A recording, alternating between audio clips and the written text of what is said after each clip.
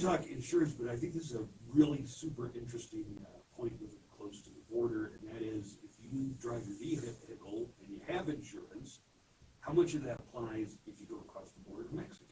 You know, a lot of other places in the country, this isn't a daily concern or ever a concern, but it is in El Paso. So from Mount Franklin Insurance, our guest today, we have Shane Lipson.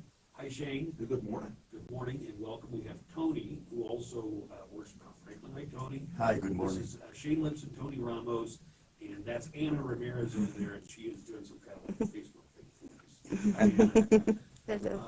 So let's talk a little bit.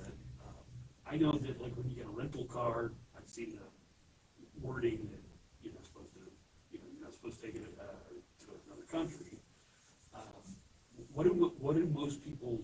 What's most common is somebody does have insurance and they travel to Mexico, partial coverage, or they're just really taking, figuratively, they're taking a risk by going up there. Yeah, they are. They're taking a big risk because the standard American policy does not apply in Mexico at all. There are policies in the U.S. that have some additional limited language. They're few and far between. They provide what they call limited coverage when you're operating in Mexico, usually 25 miles from the border. But that insurance, which is American insurance, is not recognized by the Mexican government. Mexico regulations require you to carry Mexican coverage. And so although your American coverage may pony up a little bit of money, they may help you in case you have an accident in those limited circumstances. If you're in an accident or have some kind of violation when you're in Mexico, the Mexican authorities are not going to recognize that American insurance. They have the right to detain you. They have the right to take your car. They have the right to hold you in jail until you can financially show that you can pay for any accidents or incidents that you cause. You can't just pull out your insurance card and say, hey guys, let's sort this out. Tony, you have a personal experience that you can talk about? Absolutely. 4 months ago, I was traveling to Juarez. I do that on a weekly basis. And I went there with the false knowledge that I had great coverage for 25 miles into Ciudad Juarez. Due to bad signage, I actually ended up T-boning another vehicle. My fault. You were at fault. I was at fault, yes, absolutely. When the insurance adjuster showed up for the other guy, I tried to show him my very, very high-class American national big-time insurance. Stand back, guys. I've got American insurance. And I got one of the best. Right. Or so I thought. He laughed. He says, you will give me $3,000 right now. I will give you a receipt, and you can take it up to your big American insurance and deal with it. This was the other party's insurance? Yes, the adjuster for the other vehicle.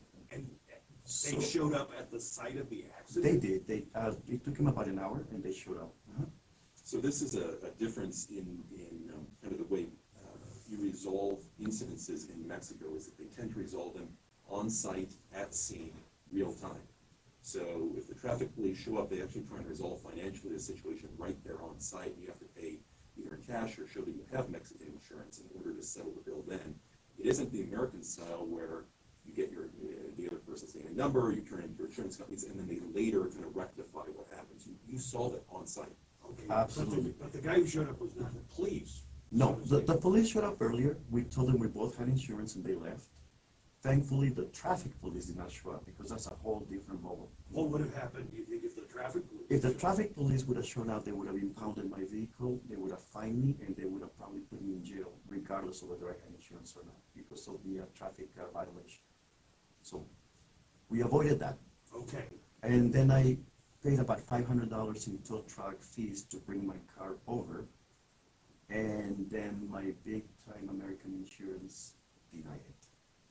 So here I am 4 months later, about $10,000 in the hole, and with a really well-learned lesson. All right. Something tells me, though, there's additional information that's going to be valuable to share with everybody, right, Shane? So there are very, very cheap, very easy to procure Mexican tourist policies. They sell them by the day, they sell them by the month, they sell them by the year if you want to go for the year. They sell them by number of crossings, so you can say, I want 10 crossings over the course of a month or 10 crossings over the course of the year. Really easy to procure, just most people don't really need to have them. Let's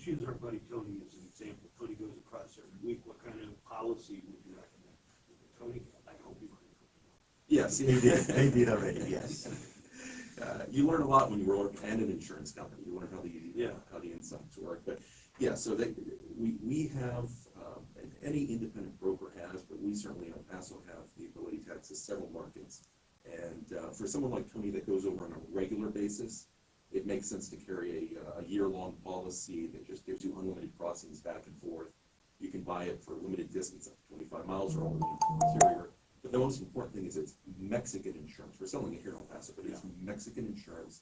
For sure that'll be recognized by whoever shows up, whether it's the police, the traffic police, or an adjuster. They're gonna recognize that as valid insurance in Okay. Mexico. And the most important piece of advice I can give to people in El Paso who have this, even if they have Mexican insurance, is that all of these policies require you to report a claim when you're still in Mexico. And this is something else that I see very common, is that someone may buy a Mexican policy and have it, but once they cross back to the United States, if they wait until after they cross back to make the claim, it often is denied. So they need to make the claim when they're still in Mexico. They need to make that the initial phone call when you're still so on the much Mexican stuff side. that a normal person would never even thought of. You know, it's frustrating because we go across all the time, right? Even just to go to dinner over there, right? You've got great restaurants over there. You go to the Children's Museum over there, or see family, whatever it is. We have such a cross-national border here that most folks don't realize the risk they're taking by not checking off this one simple box that says, let me make sure I have insurance on the other side of the border. And I think that is the cautionary tale, is that you may think that you have the insurance like I did. I had it for 28 years with this company, and I didn't have it. So the cautionary tale is that they should check. They should check like as soon as they possibly can before they find themselves in my position. How did you pay on the spot? If they said you gotta give me $3,000, you just walk around with thousands of dollars on you? Well, you know, the good thing about that other insurance is that they did take credit cards. So that was my savior. That was my one big save right there. Well, some people don't have credit cards and some people don't have credit limits that are enough to cover, so they would really be messed up. So they should come to us. This is so weird. I swear I think the internet's listening, because as I'm interviewing the guys from Mount Franklin, I just got like hit up by a different insurance company. I don't know if it's the AI has figured it all out or if some enterprising competitor is listening right now, because I just got a thing for Google. They know everything. Brandon, you go into Juarez a lot. I hear you got family over there, right? You guys don't, you've never been to Juarez? Okay, we'll get insurance. Let me just run a few scenarios. So some of this I've heard about, some of it might be erroneous, or some of it might be accurate. The thing where if you get in a wreck and you deal with the police, you can bribe the police. Is that what we're talking about? Once the traffic police shows up, you need to make arrangements, no matter what it takes. I will just simply say it that way. Would convince a lot of people not to drive.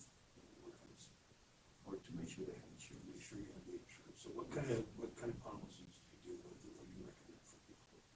Well, Depending on their circumstances. yeah, one of the nice things, and I always recommend folks that if they're not going to use Mount Franklin insurance, if they're not going to use us, that you can at least use an independent broker. An independent broker is contract with many different carriers, and so they can fit whatever the best policy for you is. And like I said, there are American policies, but they're not going to cover for Mexican requirements. There are multiple Mexican policies and multiple Mexican carriers that we have access to here in the El Paso market, and other independent agents do as well, that can say, I'll tell you, it's as cheap as going over for a day, depending on exactly what kind of limits you want, and it can be as cheap as $5 or $10. I mean, it doesn't have to be that much. We don't have to set you up with the KLAQ of insurance, but at least that way you have on your person legal papers in Mexico. And if somebody who's carrying one of these policies you set them up with, they can rest at ease that it will be accepted if it comes down to that. That is, it actually, the Mexican policies actually come with special wording and special stamps and special certificates. You carry it in your card, much like you carry an American issued in Texas, right? You carry your ID card, your insurance ID card in your car. It'll be something similar to that, but it has special information on it that makes it valid in Mexico. I almost want to test it. I almost want to get like a day test and then get on a vendor just to see what happens, so I can report back and say, yeah, that absolutely It'd be an works. expensive test. Oh, I won't take it. But tell people more about getting in touch with you. You know, if somebody is going over frequently like Tony does, or even if somebody has a trip planned that they don't go over all that frequently, how do they find out more? Well, I appreciate that. Mount Franklin Insurance is El Paso owned, El Paso proud, owned by two El Pasoans. We have multiple offices throughout El Paso. Our phone number is 599-2900, really easy, 599-2900. Any of our staff have the ability to help you on the phone. And even if it's just a call in to say, look, I've got this kind of policy, and most people don't take the time to read through all the details, right? You get this thick, detailed 50-page contract. I quit reading that paragraph one. Yeah, no, if it's not explained in paragraph one, who wants to read it? So we have folks that are trained to say, to take a look at it for you and just help you understand what it is you have and say, this is what you've got. Here's where your open gaps are. We can help fill it. Or if you want to move on with your life with those gaps there, at least you know what kind of risk you're taking. Now, Tony, you ended up paying out of, credit cards as out of pocket, technically, but a worst case scenario would have been if you weren't able to pay, what would have happened to you? The worst case scenario would have been my car impounded and then people taking parts away from it before I was able to claim it. Having to pay for every day that it was in the impound lot, going back and forth several trips to retrieve it, plus the time that I may have spent in jail and the additional coverage and cost on top of the $10,000 that I'm already paying out. I'd rather call Shane and figure Yes. out how to pay $5. It's the way to do it, and so many times in life there are simple solutions to problems, but we just don't know what they all are. And that's why I recommend everyone have a trusted advisor. Right? You need a trusted CPA, you need a trusted attorney, you need a trusted insurance advisor. They can really guide you in all these pitfalls that are so easy to come into. Now, when we give out a contact, usually people are listening, and it's like the first time, oh, I didn't have it right down, I didn't memorize. Can you give it to us one more time? I can. It's here in El Paso, 915. It's 599-2900. You can also find us online at mountfranklin.com. Really easy, mountfranklin.com. And we've got web chat, we've got phone, we've got email, info@mountfranklin.com. So easy to find us. And you can look for our ads here on your radio station and other places if you need to. All right, very good, guys. The next time we go to Mexico, They're going to call us. I will call you, or I'll call Shane, or I'll call Anna. Who knows? Absolutely. I'm going to call somebody. Well, and I really appreciate you helping to get the word out there. You've really served as a beacon for El Paso and helping to keep us calm over the last couple of years. I said this to you earlier, and I really believe that. So I appreciate your service to our community also. Wow. Right? I just agitate everybody else, but I'm glad that I'm Well, calling for it. you've kept me and my family calm, so we're a fan and we appreciate you. Thank you, Shane. Thank you. Thanks for coming by, Tony. and Thank you you. guys for